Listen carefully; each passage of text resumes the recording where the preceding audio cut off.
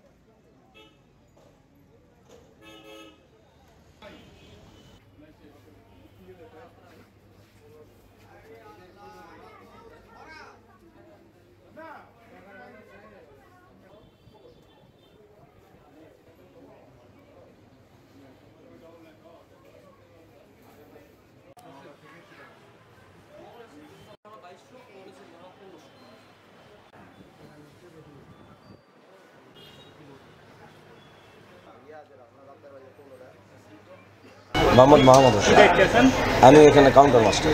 প্রশাসনিক কর্মকর্তারা এসেছিলেন এখানে, তো এসে যারা অভিযোগ করেছে তারা এটা প্রমাণিত করতে পারেনি, কারণ আমাদের ভাড়া অ্যাজ আমাদের স্বাভাবিক ভাড়াটাই নিয়েছি। আমাদের ঢাকার ভাড়া যা ছিল তাই নিয়ে আছি, আমাদের এক্সট্রা কোনো বাড়তি ভাড়া হয় নাই। চট্টগ্রামের ভাড়াও স্বাভাবিক ভাড়াই নিয়েছি, আমরা বাড়তি কোনো ভাড়াই নেই নাই। যারা অভিযোগ করেছে তারা প্রশাসনিক কর্মকর্তা সহ এসে তারা এই অভিযোগের সত্যতা প্রমাণ করতে পারেনি এবং তারা টিকিট দেখে বলেছে যে না, আমার কাছ থেকে এটা সঠিক ভাড়া নিয়েছে। আসলে যাত্রীরা যখন টিকিট পাচ্ছে না তখন ওরা বিভিন্ন রকমের রিউমার ছড়ানোর চেষ্টা করতেছে।